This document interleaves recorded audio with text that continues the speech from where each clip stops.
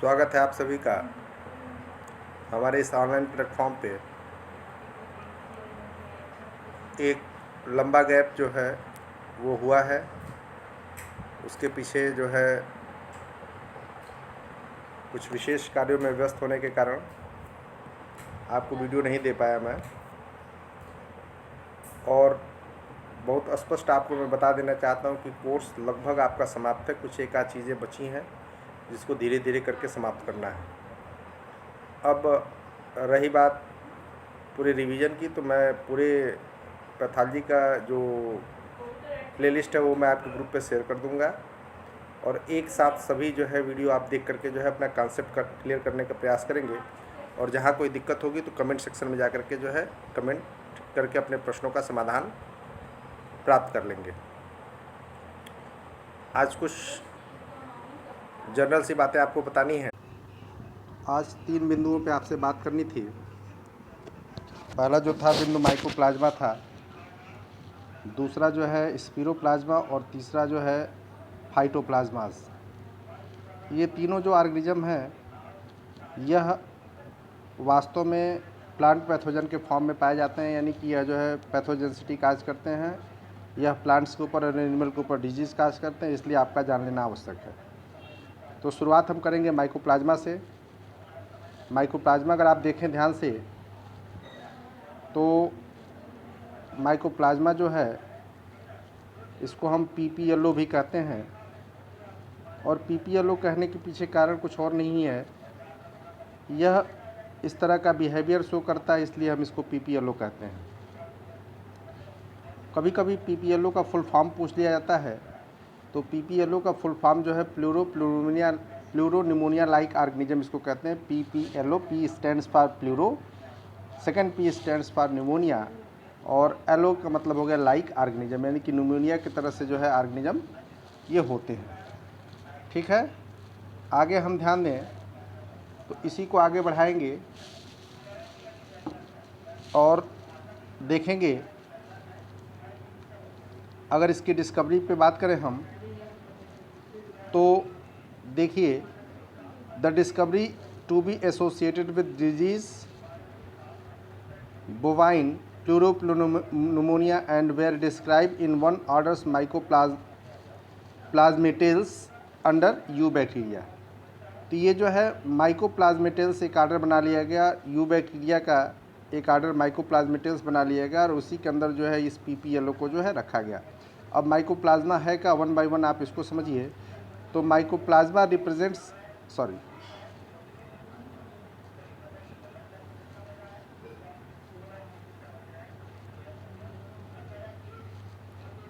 Mycoplasma represents a group organism that lacks cell wall and contain very small genome, यानी कि इसके पास क्या नहीं होता, सेल वॉल नहीं होता, और इसका जो जीनोम होता है वो बहुत छोटा होता है, बहुत कम मात्रा में होती है। दूसरी अगर बात करें तो phylogenetically they are closely related to clostridia the gram positive bacteria. अगर इसका रिलेशन देखा जाए तो रिलेशन जो है ये क्लोजली रिलेटेड है किससे, ग्राम पॉजिटिव बैक्टीरिया से। और ग्राम पॉजिटिव बैक्टीरिया में कौन सी स्ट्रेन, तो क्लस्ट्रोडियम जो है एक स्ट्रेन है, उससे जो है यह रिलेटेड है, उससे संबंधित है।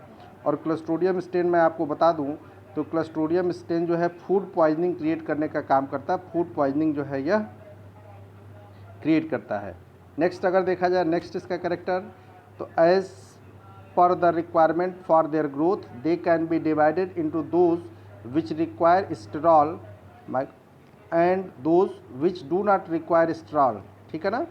तो अगर इसकी ग्रोथ की बात की जाए तो जो स्ट्रॉल रिक्वायर करता है और जो स्ट्रॉल रिक्वायर नहीं, यानी कि स्ट्रॉल रिक्वायर माइकोप्लाज्मा और स्पोरोप्लाज्मा जो है स्ट्रॉल रिक्वायर करता है, और एक्लियोप्लाज्मा और थर्मोप्लाज्मा जो है स्ट्रॉल रिक्वायर नहीं करता, यानी कि स्ट्रॉल, इसके लिए स्ट्रॉल का होना, इसके ग्रोथ के लिए स्ट्रॉल्स का होना जो है आवश्यक है। आगे हम बढ़ें तो नेक्स्ट देखें,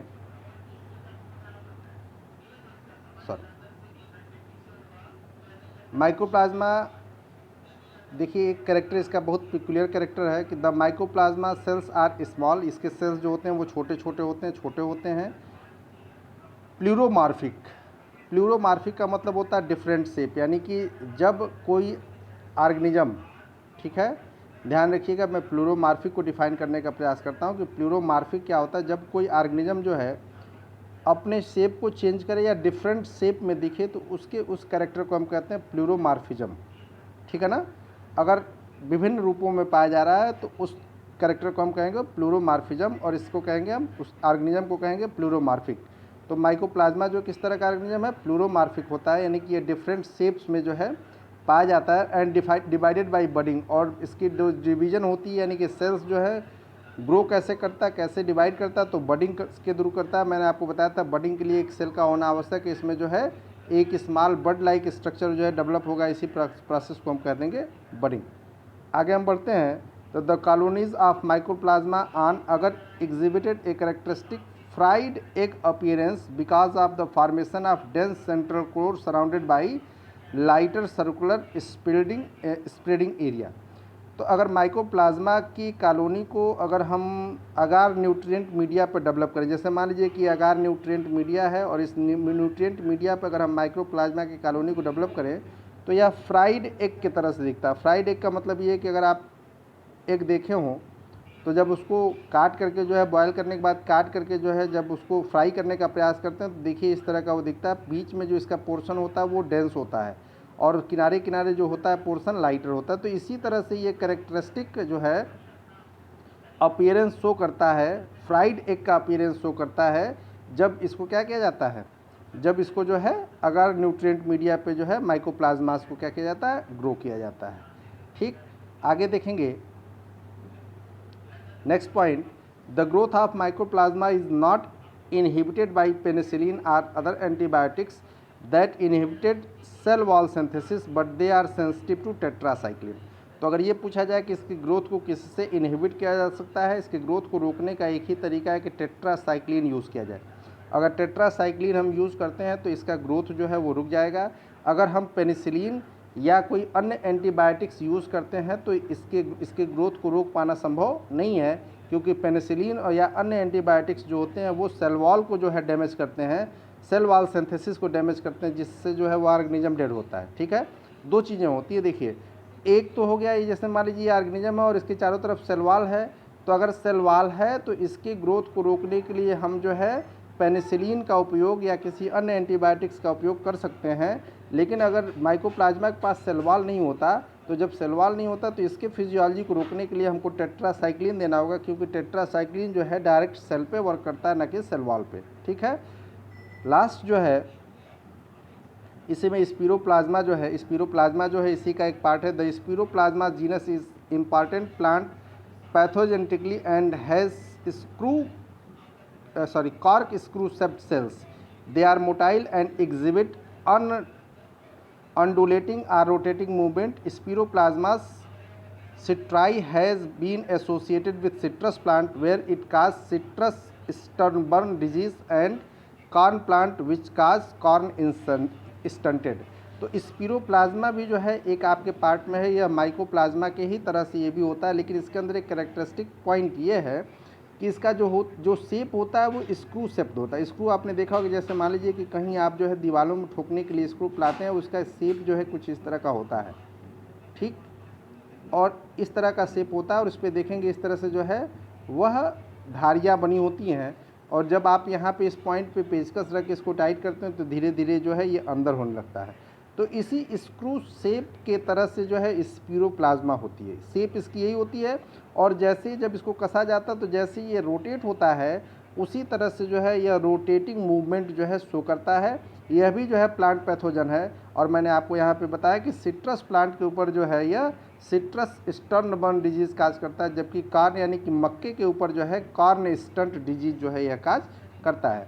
तो इसमें आपके दो पॉइंट हो गए, माइकोप्लाज्माज और स्पिरोप्लाज्माज। माइकोप्लाज्माज जो है वह सेल वॉल लैक करता हुआ जो है एक ऑर्गेनिज्म है, स्मॉल ऑर्गेनिज्म है जिसके ऊपर सेल वॉल नहीं होता। यह जो है बडिंग के द्वारा ग्रो करता है और इसको ग्रोथ को रोकने के लिए टेट्रासाइक्लिन का उपयोग किया जाता है। ठीक है, स्पिरोप्लाज्मा जो है ध्यान रखिएगा यह स्क्रू के समान, जैसे स्पिरो मतलब स्क्रू, स्पिरो का जो प्लाज्मा जो है वह स्क्रू के समान होता है, और यह जो है इसी तरह का ग्रोथ जो है शो करता है, जैसे इसी तरह का पाया जाता है। इसके मूवमेंट की बात करें तो यह जो है इसी तरह से सर्कुलर मूवमेंट जो है यह शो करता है। ठीक, और यह जो है दो तरह के डिजीज़ को यहाँ पे मैंने आपको डिफाइन किया है कि सिट्रस प्लांट के ऊपर जो है सिट्रस स्टर्नबर्न डिजीज़ और कॉर्न प्लांट के ऊपर जो है कॉर्न स्टंटेड डिजीज़ जो है वह क्रिएट करता है। आगे अगर हम पढ़ें तो फाइटोप्लाज्मास की बात की जाती है। फाइटोप्लाज्मास, फाइटोस मतलब हो गया प्लांट्स, यानी कि प्लांट्स के ऊपर जो अटैक करे उसको हम फाइटोप्लाज्मास कहते हैं। दे वेर अर्लियर कार्ड एमेलोज, पहले जो है इसको एमेलोज माइकोप्लाज्मा ही कहा जाता था, लेकिन बाद में जो है इसको जो है क्या किया गया, इसको जो है अलग कर दिया गया इसके कुछ कैरेक्टरिस्टिक के आधार पे। और यह जो है विच ब्रूम डिजीज़ काज करती है, ध्यान रखिएगा। फाइटोप्लाज्मा जो है several yellows and witch broom disease, यानी कि यह जो है येलोइंग और विच ब्रूम डिजीज़ यानी कि झाड़ू के आकार का जो है वह संरचना यह क्रिएट करता है। अभी मैं आपको बताता हूँ कैसे क्रिएट करता है। और इसकी डिस्कवरी की अगर बात करें तो डॉय इट आल ने 1967 में की थी, ठीक है ना। तो पहले जो है फाइटोप्लाज्मा को जो है माइकोप्लाज्मा की तरह से समझाता जाता था, लेकिन बाद में जो है यह क्या हुआ, ये अलग हो गया, क्योंकि इसकी जो कैरेक्टरिस्टिक्स थी वो अलग थी। अब कौन कौन सी कैरेक्टरिस्टिक इसके अंदर हैं जो माइकोप्लाज्मा से जो है डिफ़र करते हैं, देखें। पहला characteristic, they are different from mycoplasma in the sense that they can not be cultured on synthetic media.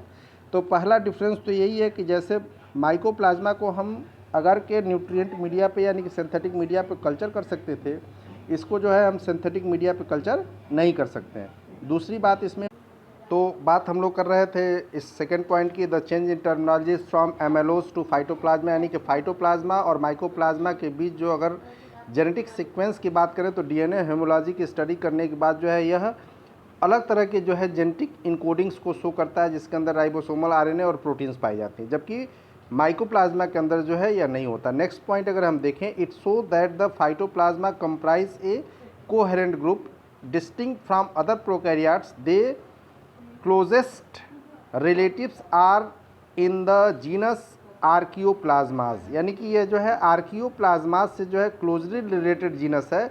और यह जो है फाइटोप्लाज्माज के साथ जो है कोहेरेंट, मतलब फाइटोप्लाज्माज जो है वह माइकोप्लाज्मा से जो है अलग है, और यह डिस्टिंक्ट ग्रुप शो करता है अन्य प्रोकैरियोट्स में।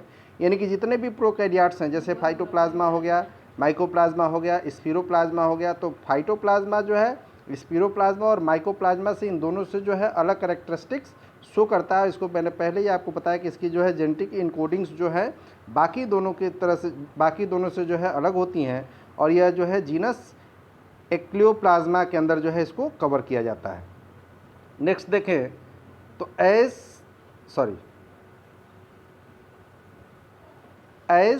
दे have not been cultured on artificial medium in vitro and characterised apart from their host, they are referred to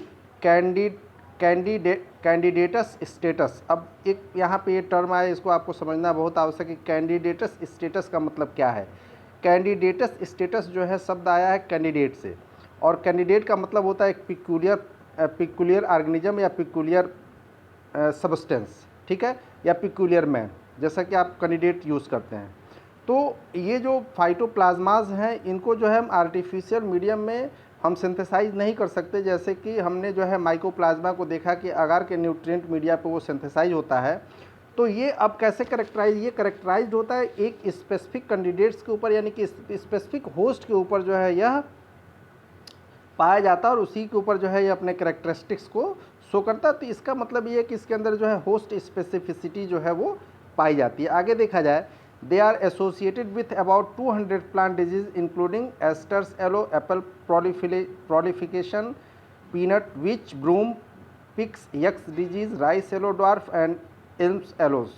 तो ये जो है लगभग 200 डिजीज़ काज करती हैं, और यहाँ पे आपको जो है कुछ डिजीज़ दे दी गई, जिसमें विच ब्रूम डिजीज़ भी जो है ये वास्तव में करता क्या है कि इस तरह से ये, जैसे मान लीजिए अगर कोई प्लांट है जिसके ऊपर डिजीज़ काज कर रहा है, तो ये इस तरह से जो उसका अपर पार्ट होगा उसको जैसे झाड़ू होता है ना, उसी तरह से जो है इसको अलग अलग पार्ट में, शाखाओं में जो है ये डिवाइड कर देता है, और इस सिचुएशन को हम कह देते हैं विच ब्रूम डिजीज। तो विच ब्रूम जो है वह शब्द जो है रेफर करता है कैरेक्टरिस्टिक सिचुएशन को, कैरेक्टरिस्टिक पोजीशन को, या हम यूँ कहें सिम्टम्स को, ठीक है ना। और जिस पे ये डिजीज़ काज होता है तो उसको हम कह देते हैं विच ब्रूम डिजीज़। और ये किस पे काज होता है? तो पीनट पे, यानी कि मूंगफली के ऊपर जो है विच ब्रूम डिजीज़ ये काज करता है। झाड़ू के समान जो है स्टंटेड ग्रोथ जो है उसमें दिखने लगते हैं, जैसे आपको यहाँ बनाया गया।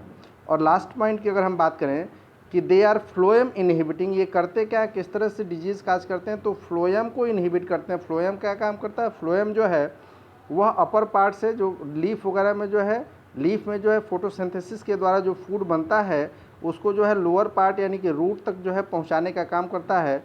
तो जब फ्लोएम के अंदर ये पहुंच करके उसको इनहिबिट कर देगा तो इस मीन्स कि जो translocation of storage food material था up to leaf to root, वह काम जो है रुक जाएगा और धीरे धीरे यह प्लांट जो है वो क्या हो जाएगा, due to the unavailability of food material to the lower part of plants, ठीक, वो जो है धीरे धीरे प्लांट क्या होगा, डाई हो जाएगा। और डाई होने के बाद जो है एक समय आएगा कि वह जो है ख़त्म हो जाएगा। तो आगे देखिए इसमें लिखा phloem inhibiting organism and are graft transmissible in nature and can also be transmitted by leaf hoppers. यानी कि देखिए ये ग्राफ्टिंग के द्वारा जो है ट्रांसमिशन, जैसे आप कटिंग बटिंग ग्राफ्टिंग अगर सुने, grafting is an botanical tools, ठीक है ना। तो ग्राफ्टिंग के भी द्वारा ये जो है ट्रांसमिट होता है। और लीफ हॉपर यानी कि ग्रास हॉपर्स जो होते हैं उसके भी द्वारा जो है एक प्लांट से जो है दूसरे प्लांट पे ट्रांसफ़र होता है। तो ये था माइकोप्लाज्मा। अब आप ध्यान दीजिए, माइकोप्लाज्मा, फाइटोप्लाज्मा और स्पीरोप्लाज्मा में अगर आप ध्यान दें तो माइकोप्लाज्मा और स्पीरोप्लाज्मा जो है यह दोनों, स्पीरोप्लाज्मा स्क्रू लाइक है। फाइटोप्लाज्मा को हम लोग जो है कल्चर मीडिया पे जो है क्या नाम है, कल्चर नहीं कर सकते, कल्चर मीडिया पे जो है उसको ग्रो नहीं कर सकते, जबकि माइकोप्लाज्मा को हम कल्चर मीडिया पे ग्रो करते हैं। तो आज के लिए बस इतना ही। पुनः मैं आपसे एक बार आपको बताना चाहूँगा कि जैसा कि आपको पता ही है कि महाविद्यालय में प्रवेश प्रक्रिया जो है स्टार्ट है और इसके लिए आपको कुछ नहीं करना है, आपको सिर्फ जो है एक काम ये करना है कि जो भी विद्यार्थी प्रवेश लेना चाहता है, चाहे यूजी में या पीजी में, यूजी का मतलब अंडर ग्रेजुएट क्लास जैसे हो गया बीए, बीएससी, बीकॉम, बीएससी एजी एट्सेट्रा में, या पीजी में यानी कि एमए और एमएससी में एडमिशन लेना चाहता है, उसको जो है आप सहयोग प्रदान कर सकते हैं। और उसके लिए आपको कुछ नहीं करना है। ऐसे लोगों को आप सिर्फ ये कह देंगे कि svn.kalan.com पे जो है जाके विज़िट करें। और विज़िट करने के बाद आपने आपको रजिस्टर करके इनिशियल पेमेंट, छोटा सा पेमेंट है 500 रुपये का, उसको करके अपनी सीट सुरक्षित कर लें, ताकि जब उनका रिज़ल्ट क्लियर हो, ऐसे लोग होंगे आपके आसपास जिनका रिज़ल्ट अभी क्लियर नहीं होगा, क्योंकि अभी बहुत सारी परीक्षाएं भी नहीं हुई हैं और जो परीक्षाएं हुई हैं उन विद्यार्थियों के अभी रिज़ल्ट भी नहीं आए हैं। तो करना कुछ नहीं है, बस उनसे ये कह देना है कि आप SVN कलान पे जा करके जो है एक रजिस्ट्रेशन करके 500 रुपये का, मात्र 500 रुपये का पेमेंट करके अपनी सीट सुरक्षित कर लो। और जब आपकी रिज़ल्ट आ जाए तब जाके फर्दर आप एडमिशन लेंगे। तो उम्मीद है आप जो है इस कार्य में सहयोग प्रदान करेंगे। बहुत बहुत धन्यवाद।